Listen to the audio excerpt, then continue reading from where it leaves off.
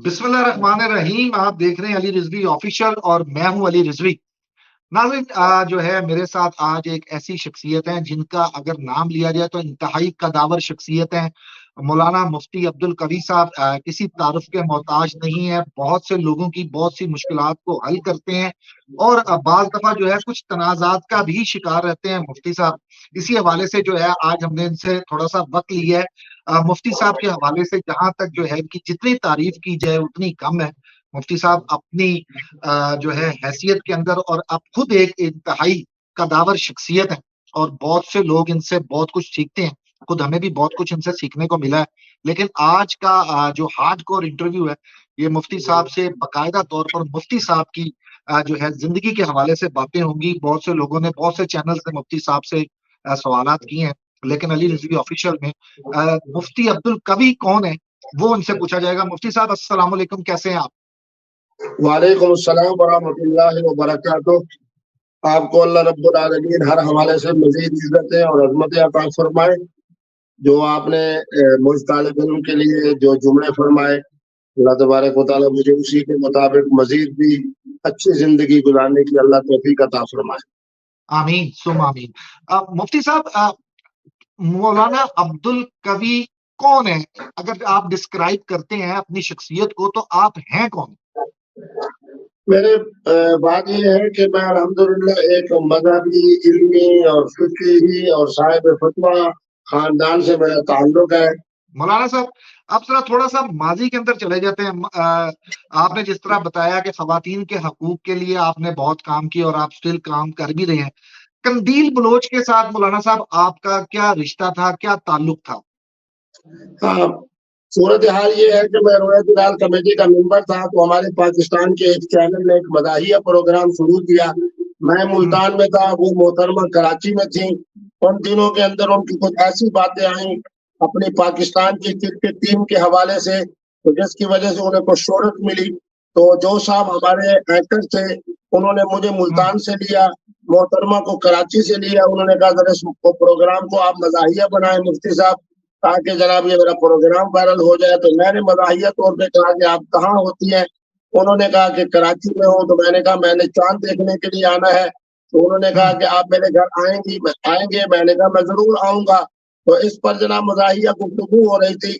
वही हमारी टेलीविजन के जरिए से सबसे पहली मुलाकात थी। तो फिर जब रमजान उल मुबारक में मेरे आप उधर होटल चांद में आए देखने तो वो गए उनकी और दूसरी आप मुलाकात थी। मौलाना साहब, आप उधर चांद देखने गए और आपने चांद चढ़ा दिया? नहीं नहीं, वो तो हर चांद के बारे में अल्हम्दुलिल्लाह पाकिस्तानी कौम यही कहती थी कि मुफ्ती मुनीबुर रहमान चांद देखेंगे और मुफ्ती अब्दुल कवी साहब चांद चढ़ाएंगे। ये अरे चांद वाह वाह चढ़ाना वाह कोई वाह। पहला वाकया नहीं ठीक था। है, लेकिन बहरहाल ठीक है। जो कुछ हुआ उस बिचारी के साथ वो सबके सामने है। और आवाम समझती है कि मुफ्ती साहब के साथ जो कुछ उस मरहूमा ने किया, अल्लाह ने उसके वजह से उस बिचारी को मकाम शहादत अता किया। तो बहरहाल जो किसी का दिल दुखाता है तो अल्लाह रब्बुल आलमीन उसकी ठीक तरफ है, से गालिब भी है और साहिब इंतकाम भी है। ठीक है। मौलाना साहब, आपके ताल्लुक के साथ जो है उनका ताल्लुक बना, चंद चढ़ गया। उसके बाद जो है बड़ी आपको जो है खिड़की तोड़ किस्म की शोहरत मिली हरीम शाह के साथ। हरीम शाह के साथ क्या ताल्लुक था? खिड़की हरीम तोड़ शाह के राशि साथ लिया भी आपने, मेरा खिड़की कभी तौर तोड़। पर कोई ताल्लुक नहीं था। यही हुआ कि जनाब मुझे दो खवातीन आई, उन्होंने कहा कि हमने आपके एजाज में खाना रखा है। मैं हम्म, इस्लामाबाद होटल में था, उनकी दावत पर किया। तो जैसे ही हम्म, जनाब मैं उस रेस्टोरेंट पे पहुंचा तो उसके बरामदे में एक मोहतरमा खड़ी थी। उन्होंने मेरे साथ सभी तस्वीर बनाई, जिस पर लोगों ने मुझे कहा कि ये वायरल भी हो गई है और ये मोहतरमा हरीम शाह साहबा है। जी। बहरहाल उसके बाद जनाब वो कुछ मुद्दत के लिए मुल्क से बाहर चली गई। फिर जब आई तो फिर उन्होंने मुझे दावत दी। तो ये सिल्वर एड के यहाँ जो है मैं उनके यहाँ गया, वहाँ मुलाकात हुई। तो अल्हम्दुलिल्लाह उनसे जब 2-3 मुलाकातें हो गई तो उन्होंने कहा मैं हाफिज कुरान हूँ, मैं जनाब सैयद गाजी हूँ और मैंने 5 साल दीन मदारिस में पढ़ा है। तो इसी पर हम्म, उन्होंने कहा जी ये फलां चैनल है कराची में, उन्होंने मुझे एंकर बनाया है, तो आप अगर उसमें तशरीफ लाएंगे तो मेरा प्रोग्राम वायरल हो जाएगा। तो फिर उस चैनल वालों ने मुझसे राब्ता किया, उन्हीं की दावत ठीक है। पर बैठ गया। उसके बाद मैं हम्म, हैरान हूँ कि वो जो 2-3 प्रोग्राम उस चैनल के हवाले से रिकॉर्ड कराए, हम्म, वो आज तक ऑन एयर नहीं हुए। जो कुछ हम्म, ऑन एयर हुआ वो वही जनाब मोहतरमा हरीम हरीम शाह शाह के साहबा साथ का था, मौलाना साहब, जिसकी वजह से जनाब हरी ये सारी हरीम बातें शाह के आगे साथ आई। कुर्बत कितनी थी आपकी? हरीम शाह के साथ कितने करीब हो गए थे आप? कितनी कुर्बत थी? मेरी कोई कुर्बत नहीं थी, मैं तो इस चैनल के प्रोग्राम के हवाले से यूं कह सकते हैं कि पहली मुलाकात एक बरामदे में हुई, फिर दूसरी मुलाकात उनकी दावत के ऊपर जो है वो अपना एक जो है वो बिल्डिंग जो है उसपे या प्लाजा कहें उसी के जनाब नीचे जो कैफे था उसमें हुई, तीसरी मुलाकात जो है कराची एयरपोर्ट पे हुई, चौथी मुलाकात वही हुई जो एक चैनल के स्टूडियो में जिसके अंदर उन्होंने वो सारी बातें और सारा सिलसिला हुआ। फिर उसके बाद जो कुछ हुआ मौलाना वो जो साहब, टेलीफोन पे उन्होंने राब्ते। आपके ऊपर हाथ क्यों उठा दिया मौलाना साहब? बड़ी जो है ये बेहुरमती की उन्होंने आपकी। नहीं, उन्होंने कोई हाथ नहीं उठाया। उनकी आला कार जो मोहतरमा बनी उसका नाम आयशा था, उनकी आला कार जो थी वो संदल खटक थी। अल्लाह रब्बुल आलमीन जब इंतकाम लेते हैं तो अब तीनों जो है एक दूसरे के साथ ऐसा बेचारी की उस कदर जनाब समझे कि जिल्लत तक पहुंची कि उसके खामद से अलग हो गई। अब लाहौर में बेचारी रहती है तो मेरा ख्याल में उस बेचारी के लिए 2 वक्त का खाना भी उस बेचारी के लिए मुश्किल हो रहा है और बेचारी बिल्कुल ही जनाब समझे कि ऐसे मकाम पे पहुंच गई है कि अब उसके लिए दुआ ही की जा सकती है कि अल्लाह उसे इज्जत दे। और संतल खटक साहब का और उनका जो झगड़ा हुआ हरीम शाह साहब का वो भी आपने आप देख लिया कि एक दूसरे के खिलाफ किस कदर उनकी नफरत है। तो मेरे ऊपर हाथ उस बेचारी आयशा ने उठाया था, मुझे उसने थप्पड़ नहीं मारा, मेरे रुखसार के आग के ऊपर ये हाथ रखा और पीछे जनाब हरीम शाह साहब ने वीडियो बनाई। ठीक है। मौलाना अब्दुल कवी की नजर में संदल खटक या हरीम शाह कितनी जो है वो अच्छी खातून है, कितनी इज्जत करते हैं मौलाना अब्दुल कवी अपनी नजर में उनकी? देखिए जी मोहतरमा संदल खटक साहबा तो हर हवाले से बहुत बेहतर खातून है। मैं तो समझता हूँ कि उनके अंदर ये मनफी सोच नहीं है, जबान के अंदर हल्का सराई नहीं है, दूसरे का दिल दुखाना उनका खास मिशन नहीं है। हरीम शाह साहबा के ये बड़े बेहतरीन मसले थे, लेकिन अब मैं समझता हूँ कि जब से उनकी हमारी शुरू हुई है और जब से उनकी 4 बहीमाना जो है वीडियोज आई है, अब अल्लाह ने उनको अकल दे दी है तो अब इंशाअल्लाह उनकी गुफ्तगू मुस्बत हुआ करेगी।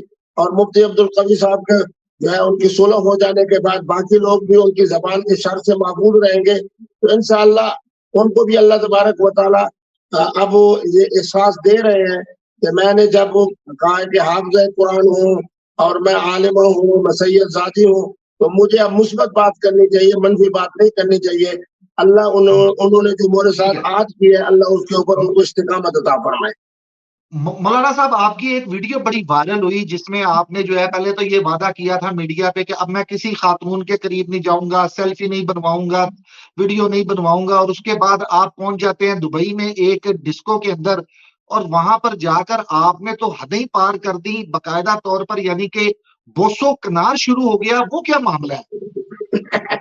आपने इब्तिदा में जो मेरा तारुफ कराया था ना कि मुफ्ती अब्दुल कवी साहब की ये खुसूसियत है कि लोगों के मसाइल को देखते हैं, जिस तरह मैंने कहा कि मैंने 3 तलाकों के बावजूद लोगों के घरों को आबाद किया, बचपने के निकाह के बावजूद मैंने उन बच्चियों को इजाज़त दी कि अपनी मर्ज़ी से शादी करें।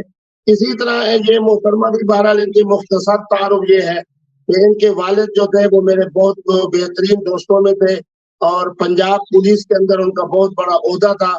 इसी मोहतरमा की दावत पे गया, फिर ये बच्ची जनाब मुझे खुद मिली, खुद रोई। अल्हम्दुलिल्लाह आपके देखने वालों को मुबारक हो, आपके लिए भी मुबारक हो कि मोहतरमा के जो 20,000 दिरहम थे वो भी उनको वापस मिल रहे हैं और एक बाइज़्ज़त ज़िंदगी गुज़ार के वो वो 20 पाकिस्तान में मौलाना आ साहब, वो रही हैं। 20,000 तो ये दरम जो सारे वापस मिल मसाइल रहे अल्लाह हैं ने उसकी वो कहीं मौलाना साहब, वो जो 20,000 दरम मिल रहे हैं जिसकी मुबारकबाद आप मुझे भी दे रहे हैं, पूरी कौम को दे रहे हैं, वो कहीं मौलाना अब्दुल कवी साहब के लबे मुबारक से जो एक जो है लब टकराए हैं, उसके बाद तो ये बरकत नहीं पैदा हो गई?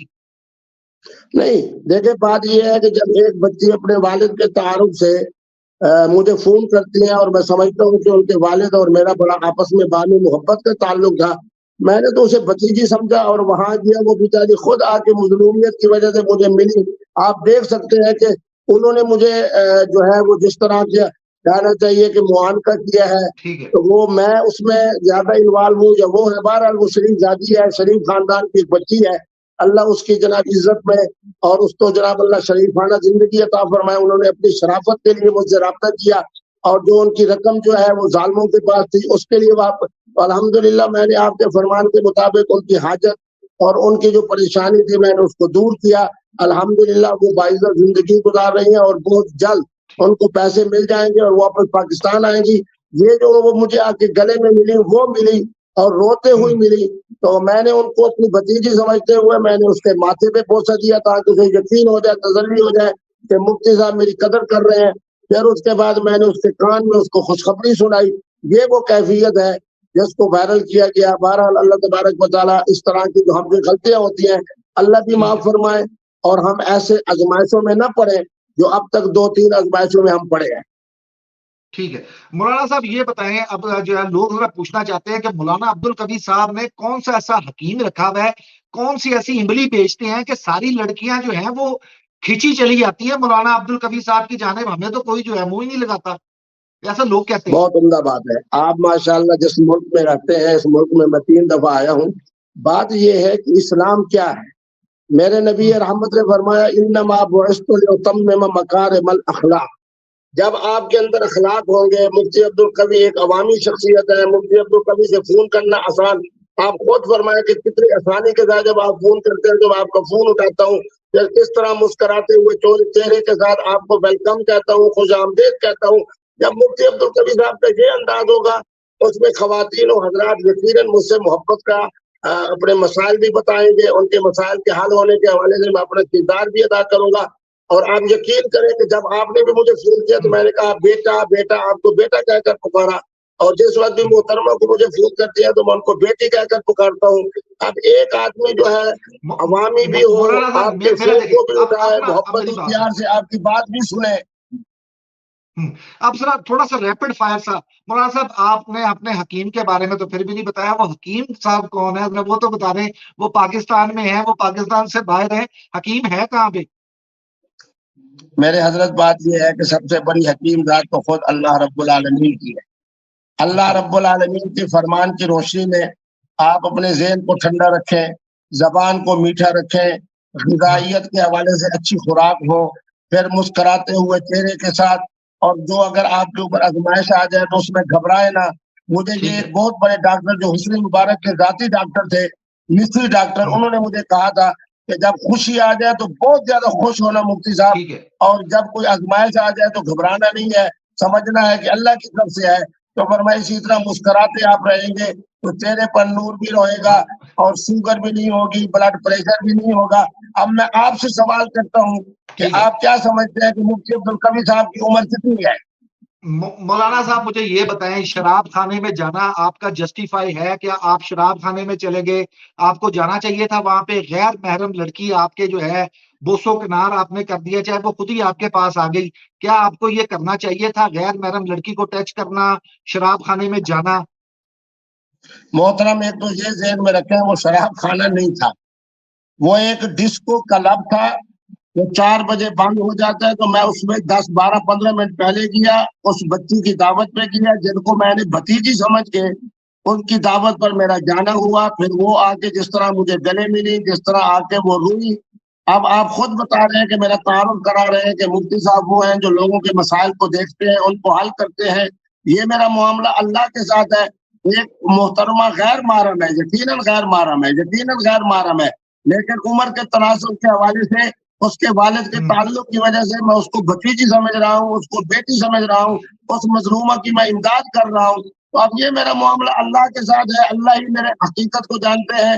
इन्नमल अमालु मौलाना साहब बिन्नियात मेरी मेरी बात नीयत सुनें। क्या है आप और उस मोहतरमा को मैंने क्या फ़ायदे पहुँचाए, इसका अजर हुँ, मुझे अल्लाह ने मौला देना है। मौ मौलाना अब्दुल कवी साहब, आप उनके सर पर भी हाथ रख सकते थे, आप उनके माथे पर भी प्यार कर सकते थे, आप थोड़ा-सा जो है फासला भी रख सकते थे मौलाना साहब, इतनी कुर्बत। मेरे हज़रत ये तकरीबन कुछ डेढ़ 2 मिनट का मामला है, जिसमें यकीन करें कि जब मैं गया हूँ पहले मैंने उसके सर पे हाथ रखा है और बच्ची ने सर को नीचे करके मुझे सलाम पेश किया है। फिर वो बेचारी हुँ, जज़्बाती इतनी थी कि वो मुझे जब गले मिली तो रोने लग गई। अब आप मुझे बताएँ कि अखलाकियात का तकाज़ा क्या है? मैं अरे! तो हदीस का तालिब इल्म ज़ाहिर-सी हूँ, बात है मौलाना उलमा साहब, जब हज़रात से जब ये कोई सिर्फ़ जब बतौर कोई इशारा शम्स-ए कह नाज़ुक देता हूँ रोएगी कि तो वो फिर वो जो तस तो आ मोहतरमा ही जाता है। मजनूना थी, मौलाना साहब, मजनूना अच्छा मोहतरमा जो मौलाना मदीना साहब, मुनव्वरा आगे में थी, आगे चलते हैं, मेरे नबी रहमत आगे चलते हैं। उसवत एक उसके और साथ वीडियो क्या भी आपकी बड़ी मामलात वायरल रखे। हो रही है। बहरहाल मैं इशारा कर रहा हूँ कोई मेरे ऊपर ये फतवा न लगाए कि मुफ्ती साहब हर गलत काम करते हैं, फिर उसको सीरत से रहनुमाई लाने के लिए उसकी दलील सही देते है। हैं। मैं नहीं सिर्फ नहीं, इशारे में बात कर रहा मैं हूँ। आपको गलत इल्जाम नहीं आप पर लगा रहा। अच्छा मौलाना साहब, वो एक चीनी खातून के साथ भी आपने जो है वो रक्स किया है, वो रक्स से बिस्मिल, वो क्या मामला है? देखिए मेरी बात याद रखें, मैं झूठ बिल्कुल नहीं बोलता। बात ये है कि उनके पूरे खानदान ने जब इस्लाम कबूल किया, तो उसके बाद जी हमारे एक दोस्त है, उन्होंने पता नहीं कहाँ से ये जनाब वीडियो ली, कैसे जनाब उसको वायरल किया। मैंने पहले भी बताया कि आप अगर उसको तवज्जो से देखेंगे तो समझ आएगी कि जनाब ऊपर का हिस्सा किसका है और नीचे का हिस्सा किसका है, डांस की क्या कैफियत है। बहरहाल वो एक ऐसी चीज थी जिसका सदाकत से कोई ताल्लुक नहीं था और उसका ताल्लुक जो है फनकारी से था। ओके। मौलाना साहब, बैरून मुल्क आपका दौरे होते रहते हैं, कभी जो है पाकिस्तानी खातून के अलावा कभी कोई फॉरेनर लड़कियों के भी करीब हुए हैं, कभी उनके साथ भी कोई इश्क मुआशका चला है आपका?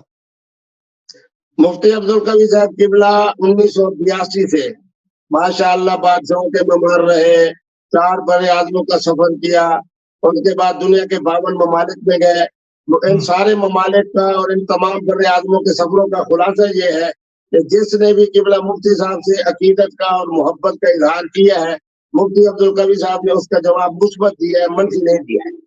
अरे वाह। अच्छा मौलाना साहब, कुछ नाकदीन का ये भी कहना है कि मौलाना अब्दुल कबीर साहब पाकिस्तान के इमरान हाशमी हैं। नहीं देखिए, बात ये है कि हर एक अपना मुकद्दर है।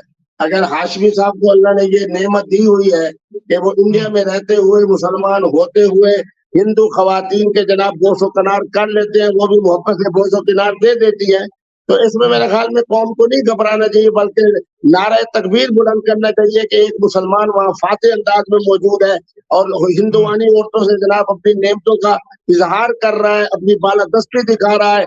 और हम्म, पाकिस्तान का है तो मुस्लिम लीग जिंदाबाद, और वो खवातीन कांग्रेस से है तो कांग्रेस मुर्दाबाद। तो इसका माना है कि ठीक है। घबराने की क्या जरूरत है, उसका अपना मुकद्दर है, मेरा अपना मुकद्दर है, बाकी उलमा हर एक का अपना अगर अगर मुकद्दर है। आपको अगर आपको भारत जाकर मौका मिले इसी तरह की जो है फतह याब होने का, तो मौलाना कबीर साहब जो है वो इमरान हाशमी को पीछे छोड़ जाएंगे मेरा ख्याल में तो। मोहतरम बात यह है कि मैं तो वो खुश नसीब हूँ कि 1982 से लेकर सन 2000 तक मैं भारत की 18 बात कर रहा हूँ, साल में सिर्फ इंडिया में भारत दिया की, हूँ। मैं भारत और की बात कर इंडिया रहा हूँ। की फिल्म इंडस्ट्री के जो सबसे बड़े ब्रोकर थे नईम भाई, वो मेरे मेजबान थे। हाशमी ठीक साहब है। का मुकद्दर कैसा है, मेरा मुकद्दर तो इससे बहुत आगे है। अरे वाह वाह फिल्म वाह वाह इंडस्ट्री वाह। जो इंडिया की थी उसमें अल्हम्दुलिल्लाह मुफ्ती अब्दुल कबीर शेख असलम के नाम से एक बहुत बड़े हीरो का नाम था। अरे वाह। मौलाना साहब, लोग जो है ना जानना चाहते हैं कि अब आपकी नई वीडियो कब जो है लीक होगी, कब जो है देखने में आएगा कि मौलाना साहब इन एक्शन है। नहीं, बात यह है कि उनको ये समझना चाहिए कि जो आदमी अवामी होगा, जो आदमी का एहतराम होगा खवातीन में भी, फवानीन में भी, नौजवान नस्ल में भी और पूरी इंसानियत के अंदर, तो बहरहाल उनका इंतजार जो है वो जारी रखना चाहिए और रहना चाहिए। और मैं इस मामले में कोई बखील नहीं हूँ, कुछ छुपी हुई किताब नहीं हूँ, ना मेरे यहाँ मुनाफकत है। जो भी मुझसे ठीक है। रब्ता करे, चाहे ख्वाजा सरा हो, चाहे मर्द हो, चाहे औरत हो, उसकी जो हाजात हो, किबला मुफ्ती साहब ने अवामी होने की वजह से उनके लिए एक अच्छा रास्ता निकालना है और हम्म, उनके साथ तामुल करना है, तो इंतजार करें, इंशाल्लाह बहुत जल्दी खुशखबरी मिल जाएगी। यानी कि हमें जल्द ही जो है मौलाना अब्दुल कबीर साहब नई तंजीम साजी करते हुए नजर आएंगे। मुफ्ती अब्दुल कवी साहब आपको बहुत जल्द हाजत रवा बनकर, मुश्किल कुशा बनकर, एक तामुल करने वाले और एक नेकी का काम करने वाले, एक अच्छे अखलाक के साथ पेश आने वाले बहुत जल्द मिलेंगे इंशाल्लाह। मौलाना साहब, जो है अगर आपको मौका मिले हरीम शाह से दोबारा सुलह करने का, तो सुलह कर लेंगे? नहीं नहीं, वो तो हमारी सुलह हो चुकी। जब उनको मैंने कहा कि किसी का दिल न दुखाओ, मुल्ला फजलुर रहमान पे इल्जाम न लगाओ, बेचारे शायद अफरीदी पे न लगाओ, शेख रशीद पे न लगाओ, वो हमारा एक गोंगलू से फिरता है राना वजीर कानून सुबई, अब माशाल्लाह बेचारा फैसलाबाद से इंतखाब लग रहा है, उसके बारे में कोई ऐसी बात न करो। किसी के दिल को न दिखाओ, वो चूंकि मान चुकी है और बेचारे इन वजह से बात की है कि उनकी अपनी बड़ी बहिरमानक वीडियो आ गई है। और यकीनन इंशाल्लाह उनकी हमारी सुलह भी है।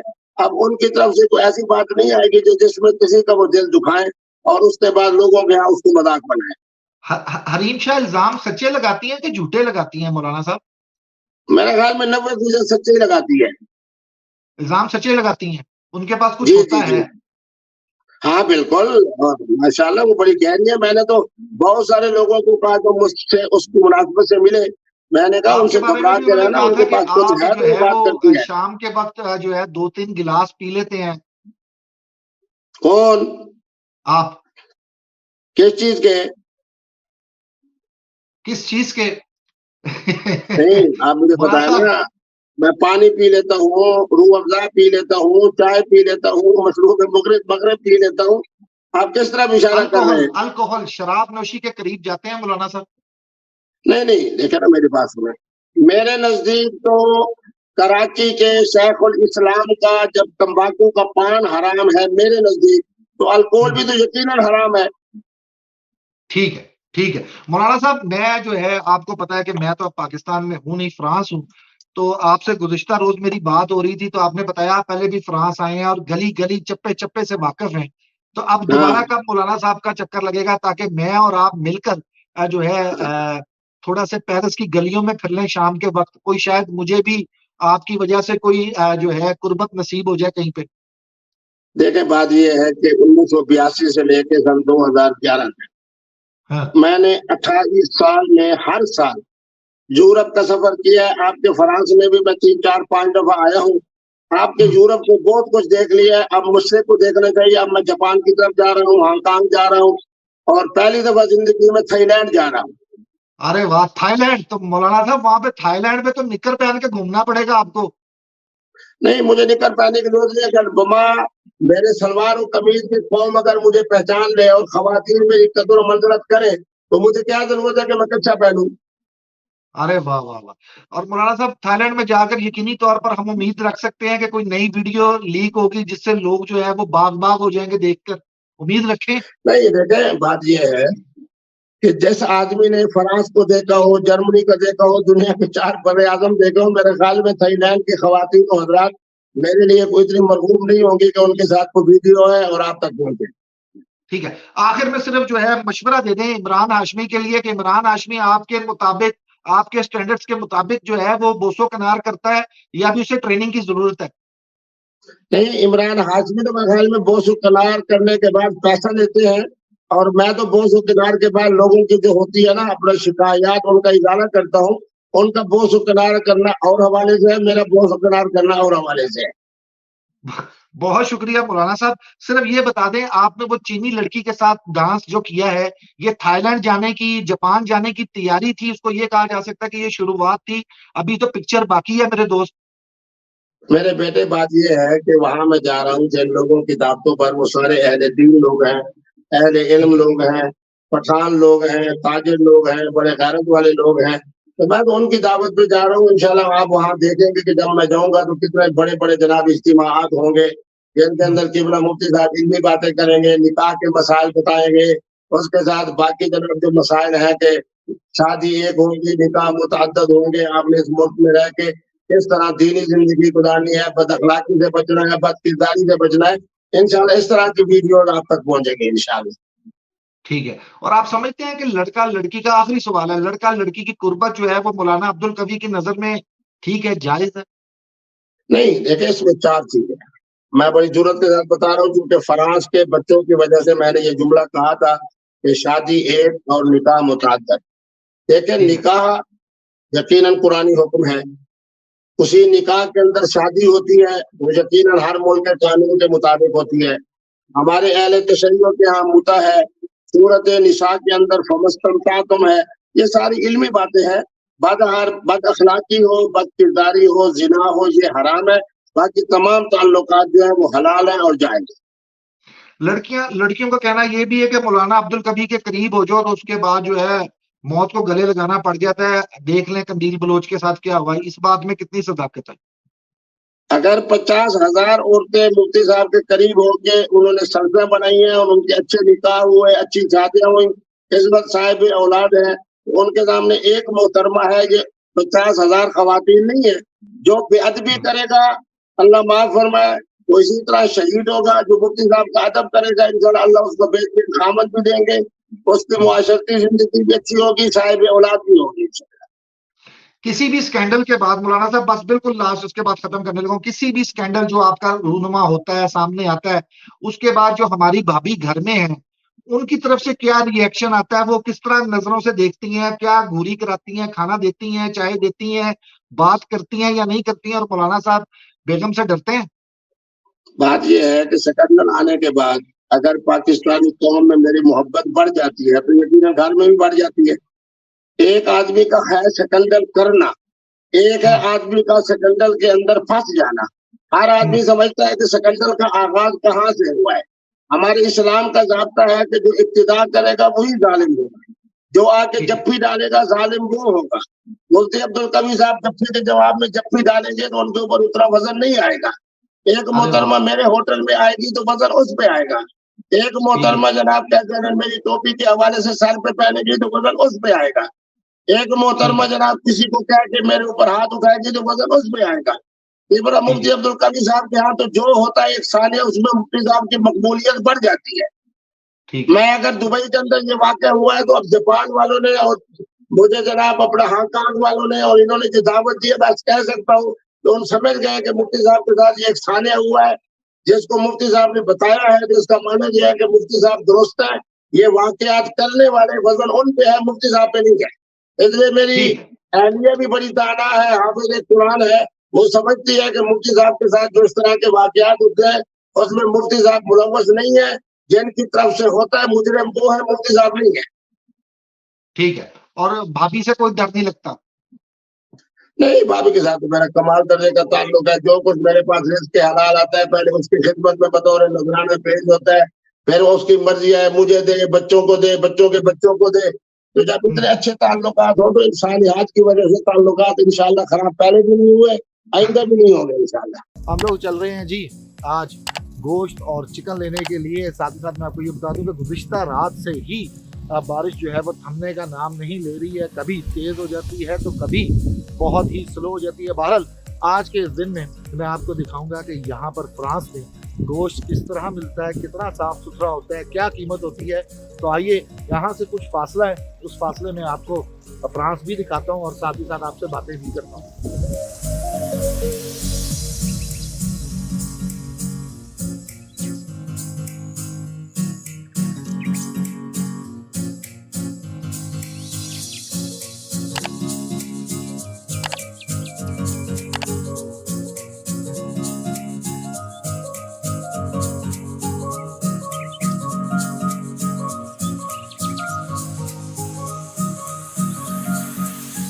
जी जनाब, बस से हम लोग जो है निकल आए हैं और अब निकलने के बाद ये और इस तरह की बहुत सी दुकानें हैं जहाँ पर तुर्की से लोग आए हुए हैं। की दुकानें हैं और साथ ही साथ अरबियों की दुकानें हैं जहाँ से हमें लाल गोश्त वो मिल जाता है।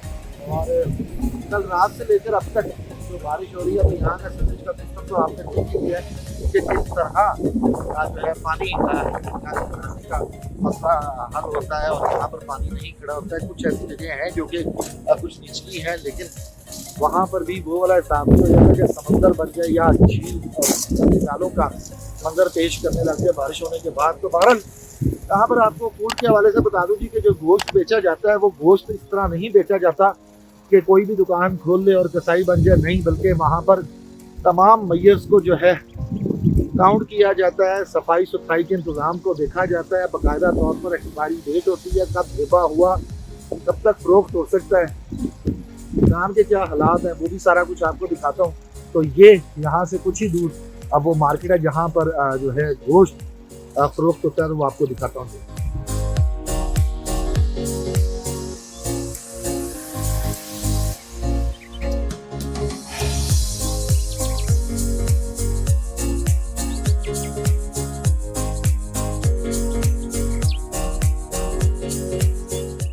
तो ये हम पहुंच गए हैं जी हलाल बुजरी पर और ये अरबी हैं जो यहाँ पर गोश्त फरोख्त करते हैं। अंदर चलता हूँ और अंदर चल के आपको दिखाता हूँ कि क्या क्या चीज़ें मैंने लेनी है और क्या क्या उनके भाव हैं और इसके साथ साथ गोश्त की, चिकन की, कीमे की क्वालिटी है कैसी।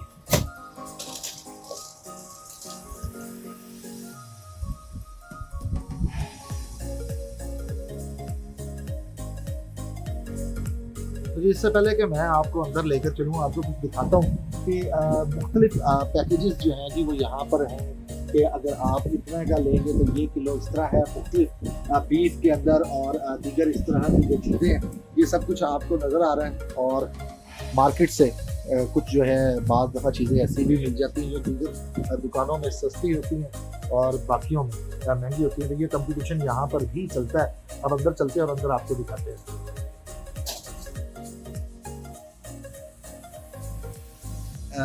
ये जी हमने एक अदर चिकन लिया है जिसकी जो वेट बनता है वो बनता है 1 किलो 230 ग्राम और ये 6 यूरो 77 सेंट्स का जो है ये बनेगा कुपे पितिक।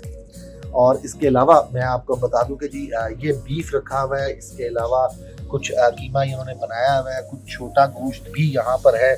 ये लोग ये देखिए जी यहाँ पर बोंग भी रखी हुई है और ज़रा इसकी सफाई का भी आप देख लें। उसके साथ साथ ये लेग है जो कि पूरी की पूरी पैकिंग है, बोनलेस चिकन है और ये पूरे के पूरे लेग हैं जो आपको 3 रुपये 99 सेंट्स के ये किलो मिलेंगे। और ये जी देसी मुर्गी भी है यहाँ पर और ये मैंने ली है फार्मी चिकन। और इसके अलावा ये बड़ी कलेजी भी आपको यहाँ पर मिल जाएगी और ये पड़ी है जी सिरी।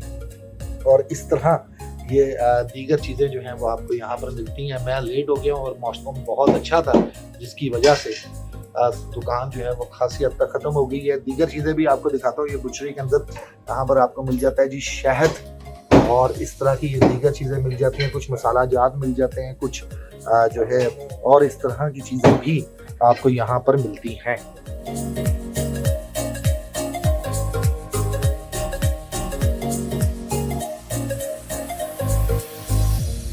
और ये इनका सिस्टम है जहाँ पर वो कीमे की मशीन है और उस तरह उस बोर्ड पर आप ये देख सकते हैं कि ये भी गोश्त की दुकान है। और ये अभी मैं समझता हूँ कि ये उस स्टैंडर्ड्स की नहीं है जिस स्टैंडर्ड्स की दीगर दूसरी शॉप्स होती हैं। तो यहाँ पे आप हालात देख लें कि ये इस हद तक साफ है और ये सारे मामलात हैं। तो जी चिकन भी ले लिया और इसके साथ साथ मैंने थोड़ा सा जो है गोश्त भी लिया है और ये खासा मज़ेदार गोश्त होता है। थोड़ा सा इसके अंदर जो है चर्बी का भी शशका होता है। तो बहरहाल जैसे ही मैं यहाँ पर वीडियो रिकॉर्डिंग कर रहा था तो घर से बेगम साहबा की कॉल आ गई है। और जब भी आप जो है बाहर जाएं तो घर वालों को कुछ ना कुछ याद आ जाता है। पहले जाते हुए पट्टियाँ पढ़ाई जाती हैं कि ये कुछ लेकर आना है और फिर पहुंचने के बाद भी बहुत सी ऐसी चीज़ें होती हैं जो इन्हें बाद में याद आ जाती हैं। आप लोगों के साथ ऐसा होता है या नहीं होता है अपने कमेंट सेक्शन में ज़रूर बताइएगा।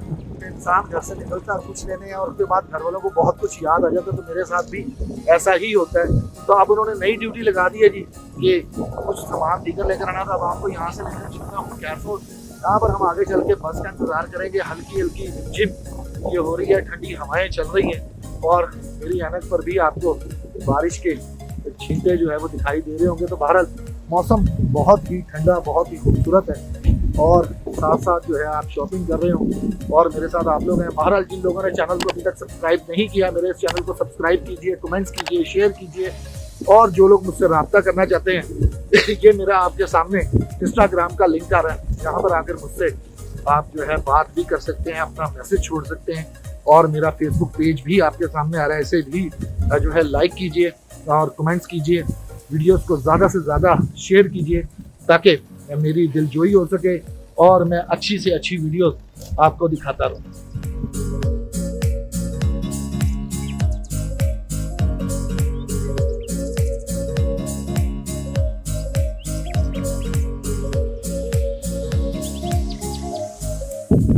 ठंडी ठंडी हवा और के साथ मौसम का मज़ा और मेरे साथ आप लोग प्यार करने वाले मेरे बहन भाई आप लोगों की दुआओं से जो है अल्हम्दुलिल्लाह चैनल को दिन ब दिन पसीराई मिल रही है। ज़्यादा से ज़्यादा सब्सक्राइबर होते जा रहे हैं, लोग वीडियोस को लाइक कर रहे हैं, कमेंट्स कर रहे हैं। यही सब कुछ मुझे आपसे जो है ज़रूरत थी और ऐसा ही होता जा रहा है। बहरहाल जी बस स्टैंड पर पहुंच चुका हूँ।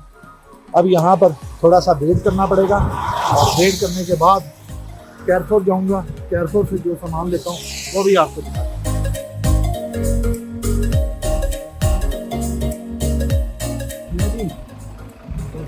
से उतर लिया है और बेगम साहबा के हुक्म के मुताबिक यहाँ से कैरपुर जाऊँगा।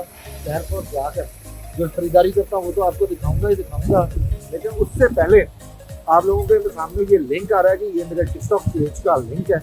इसे भी आप लोगों ने जो है सब्सक्राइब करना है, इसे लाइक करना है और वीडियोस को ज़्यादा से ज़्यादा शेयर करना है। और आने वाले दिनों में मैं रोज़ाना शाम में 1 घंटा टिकटॉक पर भी आपको जो है लाइव मिला करूँगा और उसमें हम लोग जो है सियासी और दीगर अहम इश्यूज़ पर 1 घंटा लाइव बात किया करेंगे। और वहाँ पर भी आप लोगों को अपने साथ लूँगा कुछ लोगों को और उनसे उनकी राय मालूम किया करूँगा।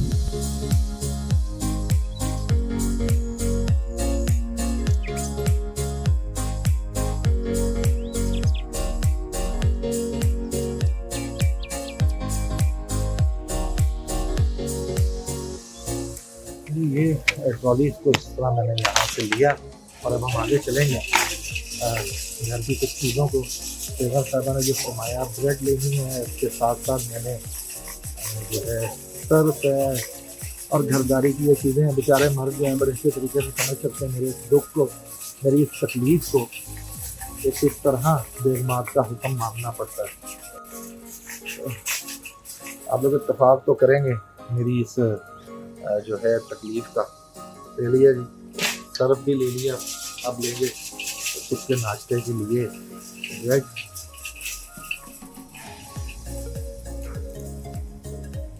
इसमें कैरपुर की ब्रेड जो है वो भी, और इसके साथ कुछ ऐसे कोर्स होते हैं वो मैं आने वाले दिनों में आपको बताऊंगा कि जो हलाल ब्रेड नहीं है, लेकिन बहरहाल ये हलाल है। और अब आपको कुछ सब्जियां दिखाता हूँ, कुछ फल दिखाते हैं। ये चलते चलते देसी अंडे भी यहाँ पर भी, और इसके साथ अब ये आप सारे फल वगैरह जैसे किन्नू, ग्रेपफ्रूट, अखरोट, और ये काफ़ी अच्छी वैरायटी है, फ्रेश वैरायटी है। और ये भी 2 किलो की यहाँ पर किलो आपको जो है वो ये मौसमी है और ये 3 रुपये 90 पैसे की है, यानी कि 3 यूरो और 90 सेंट्स।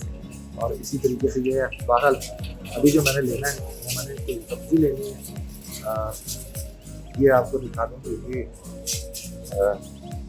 खीरा है और इसके साथ दीगर इस तरह की चीज़ें हैं। लेकिन मुझे जो चाहिए वो हम लेंगे ये काली तोरियाँ और इन्हें बनाया जाएगा। ये मुख्तलिफ़ किस्म की आपको शिमला मिर्चें भी नज़र आ रही हैं, लेकिन बहरहाल मैं ये लूँगा तोरियाँ और ये बन जाएगी। जिस दिन बाकायदा तौर पर एक ब्लॉग करूँगा मैं, जिसमें मसाले, आटा और सब्जियाँ और इनकी कीमतों का भी तायन किया जाएगा। लेकिन अभी फ़िलहाल वक्त भी शॉर्ट है और साथ साथ मरहले भी बहुत ज़्यादा हैं। बारिश किसी भी वक्त तेज़ हो सकती है, तो कुछ चीज़ें जो जल्द अज जल्द ले ली जाए।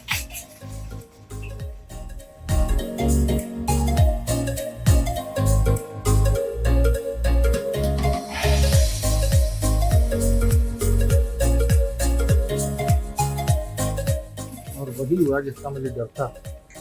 एक बार और जो है घर से फ़ोन आ गया और इस बार 2 नई चीज़ें बता दी गई हैं। ज़्यादा लगा लें, इस बार जो है याद नहीं रहता है और फिर से जो है कैमरा बंद करते साथ ही जो है फिर कॉल आ गई और अब उन्हें याद आ गया कि 2-3 चीज़ें और भी हैं जिसमें से चीनी सबसे कंपल्सरी थी।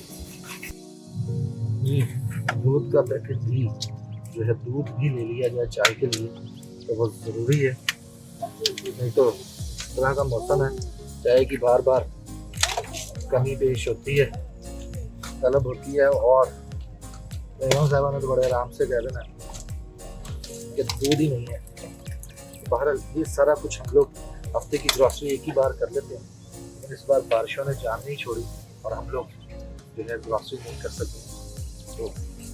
तो आज का ब्लॉग यहीं पर जो है ख़त्म करते हैं। बारिश फिर से एक बार शुरू हो गई है और जो है सिर्फ इस दुआ के साथ कि आप अपनों में रहें, अपनों के पास रहें, अपनों का ख्याल रखें और अली रिजवी ऑफिशियल को जो है मैक्सिमम जो है शेयर कीजिए अपनी दुआओं में, मुझे भी याद रखिएगा। बहुत से दोस्तों ने कमेंट सेक्शन में ये पूछा है कि किस तरह यूरोप और फ्रांस का वीज़ा लगवाया जा सकता है। तो यूरोप के बारे में तो आपको इन्फॉर्मेशन मैं फिर किसी अगले व्लॉग में दूंगा, लेकिन आज मैं आपको इन्फॉर्मेशन दे रहा हूँ जी फ्रांस के हवाले से। फ्रांस में आना जो है हर शख्स आ सकता है, फ्रांस वीज़ा भी देता है, लेकिन उसके लिए कुछ शराइत, और वो शराइत कुछ ऐसी हैं कि आपके पास आपके डॉक्यूमेंट्स वगैरह पूरे होने चाहिए। मैं कभी भी डंकी या दूसरा 2 नंबर तरीका उसको मैं कभी भी प्रमोट नहीं करूँगा, और ना ही मैं आपको ये कहूँगा कि आप एजेंट माफिया के हाथ में चढ़ें और उनसे आप जो है अपनी जमा पूंजी और अपनी ज़िंदगी दोनों को ही खतरे में डाल दें।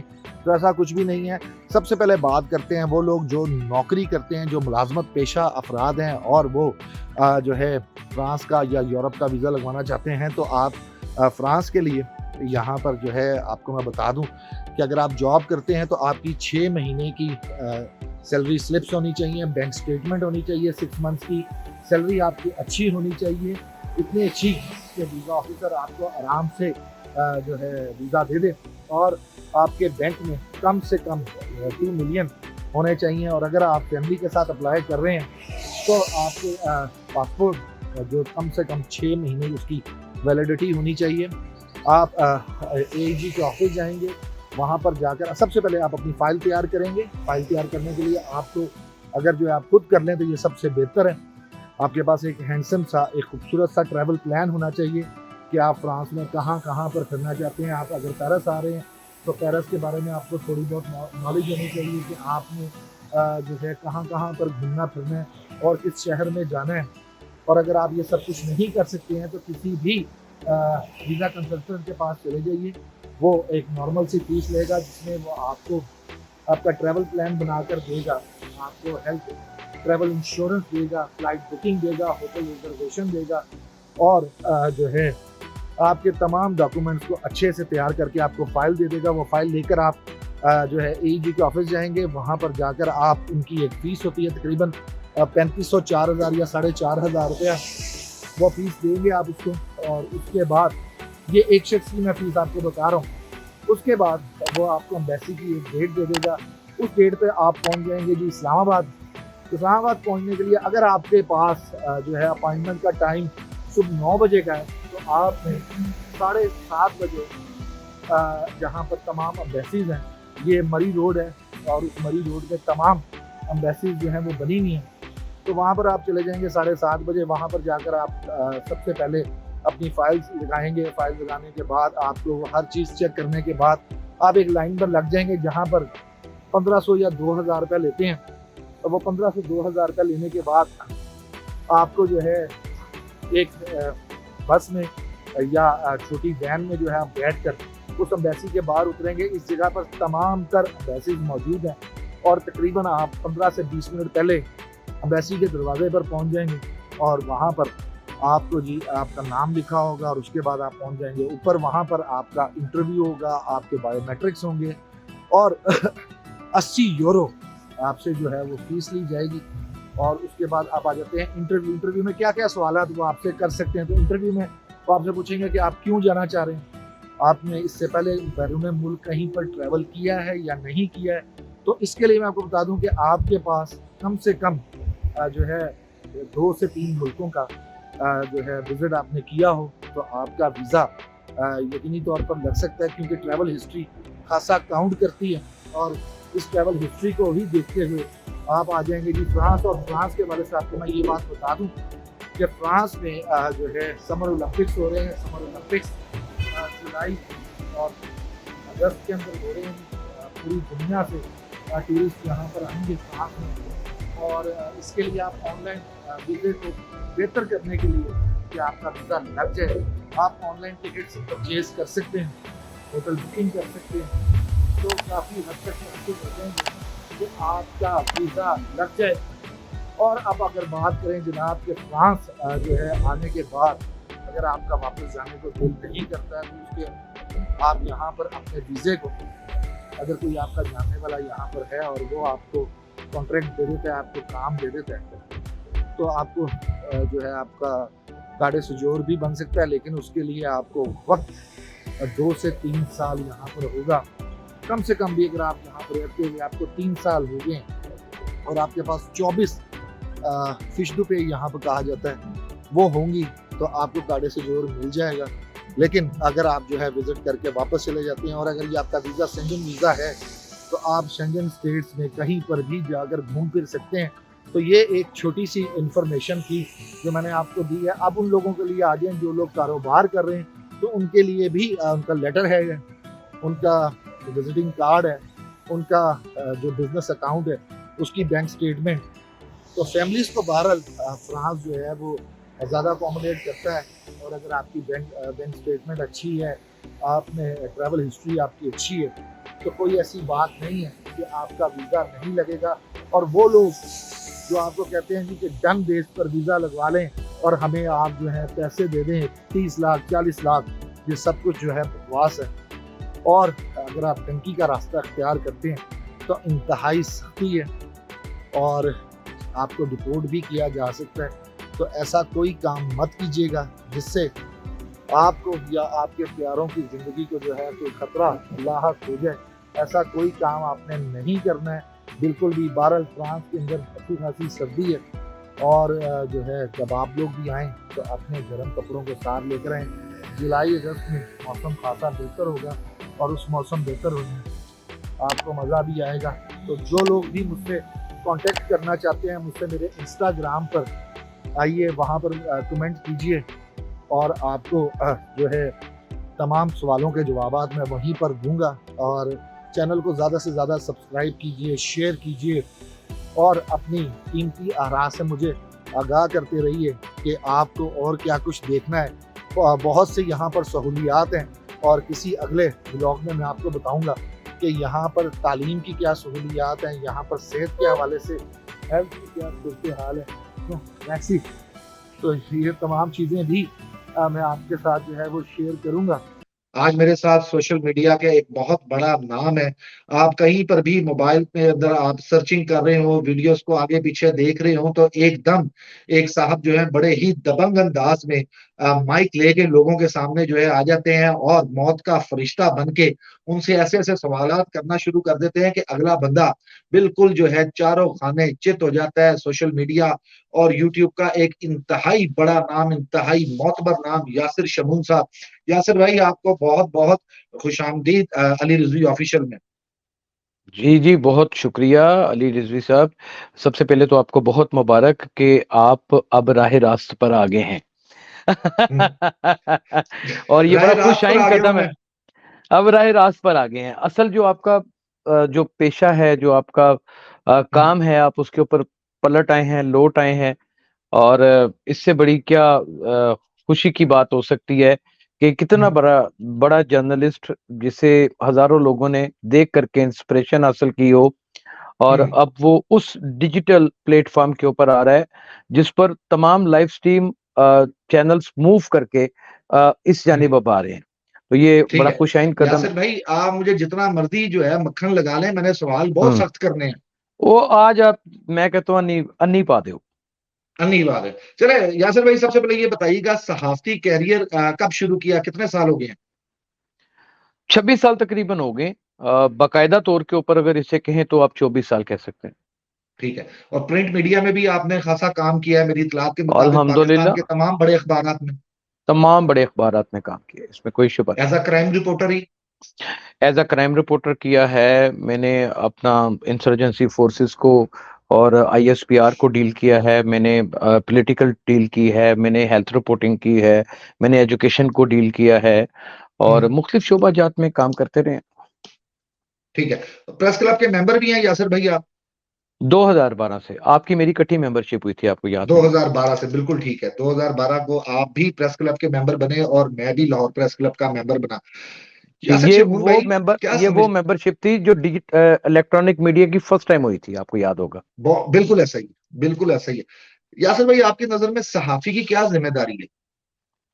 चीज़ों की निशानदेही करना ठीक है। ज़राए अबलाग है, एक जगह से दूसरी जगह तक पहुँचाना बात को हुँ, और निशानदेही करना, इसके अलावा कोई ज़िम्मेदारी नहीं। ठीक है। लेकिन सहाफ़ी की कभी भी ये ज़िम्मेदारी नहीं है कि वो माइक लेकर जो है उसकी जामिया तलाशी लेना शुरू कर दे रोड के ऊपर हुँ, उसके जो है नेफ़े के अंदर भी हाथ डाल दे और निकाल ले, हाँ। शराब की बोतल बाहर निकाल ले, गाड़ी में से बोतल बाहर निकाल ले। ये कौन-सा काम शुरू कर दिया? सहाफ़ी तो ऐसा काम नहीं करते सर। जैसे कि पहले अखबारात का दौर हुआ करता था, फिर लाइव स्ट्रीम मीडिया का दौर आ गया, तब्दीली आई ना, उसके बाद जी फिर डिजिटल मीडिया आ गया, फिर तब्दीली आ गई। तो ज़ाहिर-सी बात है कि रिपोर्टिंग के एटीट्यूड में भी तब्दीली आती है, उसके ठीक बिहेवियर है। में भी तब्दीली आती है, ऑडियंस देखने वाली भी चेंज होती है, उनका मज़ाज हम्म, भी चेंज होता है, उनके मज़ाज के मुताबिक भी चलना होता है। अली रिज़वी साहब आप जब टेलीविज़न के ऊपर आते हैं ना, या पहले भी आते थे, जी तो मैंने एक चीज़ नोट की कि आपने कभी ज़िंदगी में अपने डेकोरम में कभी कोई कॉम्प्रोमाइज़ नहीं था किया। आप बड़ा ठीक है। सज बन के जो टीवी की मेन जो रिक्वायरमेंट है, वो चाहे डिजिटल मीडिया की हो या लाइव स्ट्रीम की, वो खूबसूरत दिखना है। आप उसमें कोई सही है। कमी नहीं थे छोड़ते और आज भी कोई कमी नहीं छोड़ते। तो लिहाज़ा आप पब्लिक की डिमांड पूरी करते थे, मैं भी पब्लिक की डिमांड पूरी करता हूँ। पब्लिक देखना चाहती है कि जामिया तलाशी ले, एक बिल्कुल, सहाफी रोड के ऊपर खड़ा हुआ, ये बिल्कुल तो पुलिस देखना की चाहती जिम्मेदारी है यासिर भाई, आपकी थोड़ी है। उम, आपने तो बताना है मैं कि फलां जगह पे शराब बिक मैं रही है, कौन-सा इसे पकड़ लो। हुँ। मैं कौन-सा अली रिज़वी की तलाशी ले रहा हूँ, जो हम्म, बाकिरदार इंसान है। मैं उस हम्म, मंशियात फ़रोश की तलाशी ले रहा हूँ। मैं उस जुर्म करने वाले एक अजूबे की तलाशी ले रहा हूँ, जिसने पूरी दुनिया को चक्कर ठीक है। दिया हुआ है। मैं एक करप्ट हम्म, इंसान की तलाशी ले रहा हूँ। मैं उस शख्स की ठीक है। तलाशी ले रहा हूँ, जिसने हज़ारों करोड़ों बच्चों की माँओं माँओं को उनके दुःख में रुला दिया है। यासिर भाईजान, मुझे ये बताएं कि आपको इस चीज की इजाजत किसने दी है? आईने पाकिस्तान के आपको इस बात की इजाजत देता है कि आप सड़क के ऊपर किसी बिल्कुल। की भी जामिया तलाशी ले लें, नंगा कर दें यार आप उसे? आईने पाकिस्तान सिर्फ़ मुझे ही इजाज़त नहीं देता एज़ ए सहाफ़ी, बल्कि एक आम हर उस शहरी को देता है, जिसका शनाख्ती कार्ड के ऊपर ख़ानदान नंबर मौजूद है। शनाख्ती कार्ड के ऊपर जो नंबर होता है ना, उसके बहुत सारे मीनिंग्स होते हैं। हम्म, रिज़वी साहब, अ, अगर हम कोई चोर, उचक्का या कोई ऐसा मुश्तबा शख्स देखते हैं, तो हम हम्म। उसे रोक कर उसकी तलाशी एक शहरी होने के नाते ले सकते हैं। और इसका दफ़ा मतलब है फिर आप लोगों के 144 घरों में भी घुस जाएंगे कि सुन यहाँ पे सुन जुआ हो रहा है? लीजिए, सुन लीजिए महकमा ना, पुलिस बंद सुन कर दें? सुन लें। नहीं, घरों में नहीं हाँ। घुस सकते हम, ना आपने मुझे कभी हम्म, किसी के घर में घुसते हुए देखा है। लेकिन जब बिल्कुल देखा है। नहीं, कभी किसी के घर में बिल्कुल नहीं देखा है घुसे मैंने। आज तक। मैंने कोई बिल्कुल एक देखा है, प्रोग्राम, मैं साबित कोई कर सकता हूँ। इल्ज़ाम जितने मर्ज़ी लगाते जाएँ, साबित ओ करना ज़रूरी है। भाईजान, आपको मैं अभी याद करा दूं तो आप मानेंगे। आप जो यहाँ मैं पर ये जो मानूँगा। झोपड़ियां बनी हुई हैं, आप लोगों के घरों हुँ। के अंदर में, उनका घर नहीं है वो? आप उनके घरों में उनका नहीं घर घुसे? नहीं है, उनका घर नहीं है, वो हाँ। गवर्नमेंट की प्रॉपर्टी है, सरकारी अमलाक है, जिसके ऊपर वो काबिज़ हैं, वो कब्ज़ा ग्रुप है, और वो ज़ालिम यासिर लोग हैं, भाई, वो ज़ालिम लाहौर के लोग हैं। अंदर बहुत सा कब्जा ग्रुप है, बड़े बड़े हाँ, नाम कैसे हैं। मैं आपको किसने बताता इजाज़त हूँ, दी आप है? बेचारे जो है वो किसने गरीबों के इजाज़त घरों दी है में घुस उनको? गए। किसने इजाज़त दी है? किसने इजाज़त दी है? पक्के मकान बनाए हैं ना सड़कों के ऊपर, एलडीए तोड़े, वो फिर एलडीए तोड़ेगी। अगर इस तरह की झोंपड़ियां बनाएंगे और वहां पे जाके काबिज हो जाएंगे और पीछे एक नाम नेहाद पॉलिटिशियन बैठा होगा, तो मैं जाऊंगा, मुझे कोई नहीं रोक सकता। चले, मर्जी है आपकी। बहरहाल, आपको जो है इतने जो है, आपको जो है इतनी ट्रोलिंग होती है, इतनी तनकीद का सामना होता है, कमेंट सेक्शन जी। भरा पड़ा है आपको जो है बुरा भला कहने के लिए।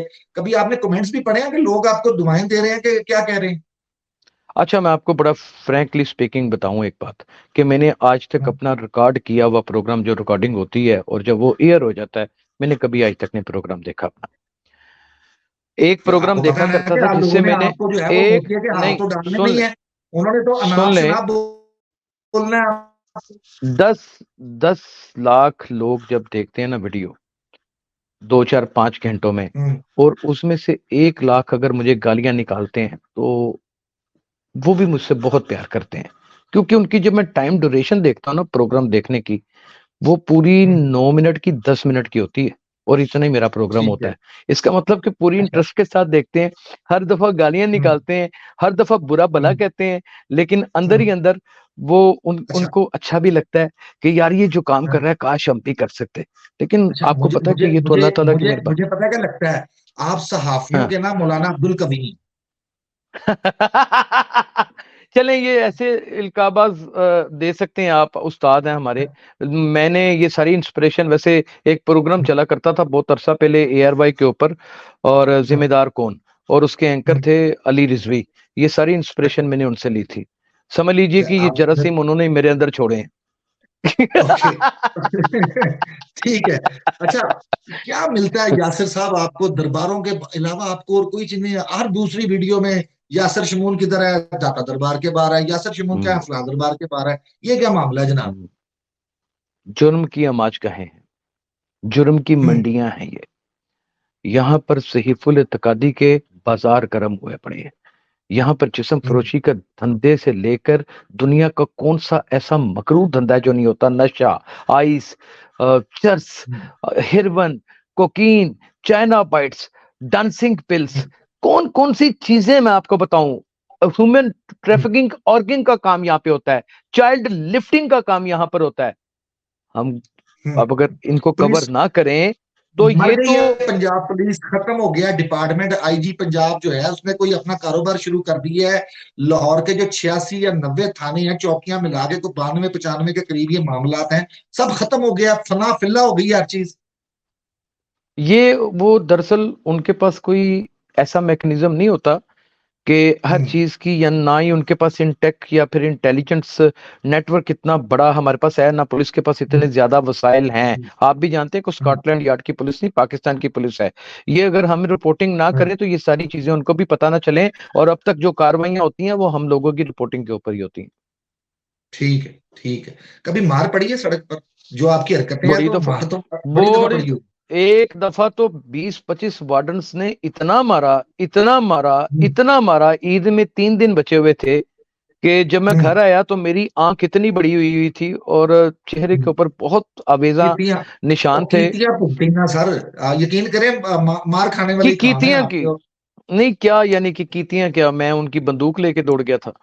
मैंने तो वो तो रोजों में बैठ के सरेआम कुकड़ पाड़ रहे थे, सिगरेट पी रहे थे, ड्यूटी नहीं थे कर रहे। मैंने उनकी वीडियो बनाई, उन्होंने मुझे टका के मारा और बहुत मारा, दुश्मनी बेइंतहा। यासर शमून की एक दम यासर शमून की अच्छा, दुश्मनी कितनी आपके पड़ गई है प्रोग्राम माफिया के साथ?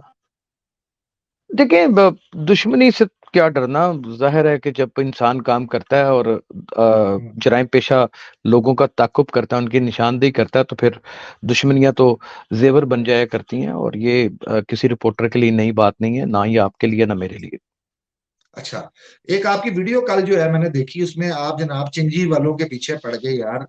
लोगों के आप हम्म। 80-85 हजार खानदान है जिनको आपने जो है कह रहे हैं मैं तो अंदर करा दें, इलीगल है। सबसे पहले तो मुझे ये बताएं, वजीर आला का ये काम ठीक है? एक जानिब वो कहता है ये रजिस्टर करें, दूसरी जानिब महकमा ट्रांसपोर्ट जो है वो ने रजिस्टर रजिस्टर नहीं नहीं, कर रहा, तो ये गरीब कहाँ जाएंगे? रजिस्टर रजिस्टर होना नहीं है। उसकी वजह यह है कि महकमा ट्रांसपोर्ट जो है ना, उसके जो डेकोरम में है ना, चिंची रिक्शा, चांद गाड़ी जिसे कहते हैं, उसका चेसी नंबर चेंज हो जाता है जब उसका पिछला हिस्सा लगाया जाता है। तो उनके ठीक है, डेकोरम में तो तो फिर ये रजिस्ट्रेशन होनी नहीं है। 80-85 हजार खानदान का चूल्हा बंद हो जाएगा। फिगर दुरुस्त कर लें, 25 लाख खानदान। 80-85 हजार कितनी? नहीं, 25 लाख रक्षा पूरे लाहौर में है। 25 लाख, जिनमें से 14 लाख के करीब वो रक्षा है जो किस्तों के ऊपर लिया हुआ है, और तकरीबन 6 लाख के करीब वो रक्षा है तो मेरे सर्वे के मुताबिक। आपके वजीर आला को नजर नहीं आता? आपका वजीर आला आपका साहब बॉस भी रह चुका हुआ है, नहीं, आप ऐसी मेरा बातें बॉस ना नहीं रहा करें। कभी भी, अल्हम्दुलिल्लाह। मैंने सिटी 42 अच्छा कभी भी ज्वाइन नहीं किया था। लेकिन ये कि वो हमारे सहाफी भाई हैं, और जितने हाँ, शिकवे आपको हो सकते हैं मुझे भी हो सकते हैं। मुझे बहुत दुख है कि वो हुकूमत में आने के बाद उन्होंने इन चीजों के ऊपर ध्यान नहीं दिया। इसका मुतबादल कोई सोर्स ऑफ इनकम उनको देना चाहिए, उसकी कंपनसेशन देनी चाहिए। दर हकीकत ये बैन करने के लिए जा रहे हैं चिंची रिक्शा को और चांद गाड़ियों को, यानी कि और ये ये एक चाह रहे बहुत हैं बड़ा। कि ये जो खानदान है ये भी जब भूखे मरे तो ये भी जराइम की दुनिया में घुस जाएं, राहजनियां करें, लूट मार करें, क्योंकि भूखा बच्चा तो कोई भी नहीं देख सकेगा।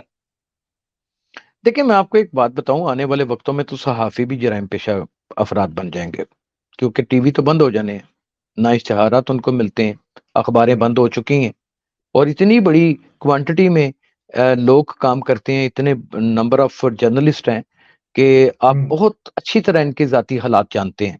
वो तो अल्लाह ताला का चलो, एक खास करम या आकाजादी का खास दूसरे, करम है बस हम पर एक के। एक आखिरी सवाल मैंने, यासिर हम्म। शमून कितने गेस्ट हाउसों की सरपरस्ती कर रहा है, कितने जुओं की सरपरस्ती कर रहा है हम्म। दूसरे सहाफियों की तरह? वो बहुत से सहाफी कर रहे हैं, तो यासिर शमून कुछ कर रहा है? मुझे पता लगा कि यासिर शमून ने भी बहुत सारे जगहों पर आशीर्वाद दिया हुआ है। अच्छा, मैं आपको इसमें एक बात पे क्लियर कर दूं कि हम्म, एक तो मैं अगर सच नहीं बोलता ना, तो फिर मैं बोलता ही नहीं। जब भी बोलता हूँ वो सच बोलता हूँ।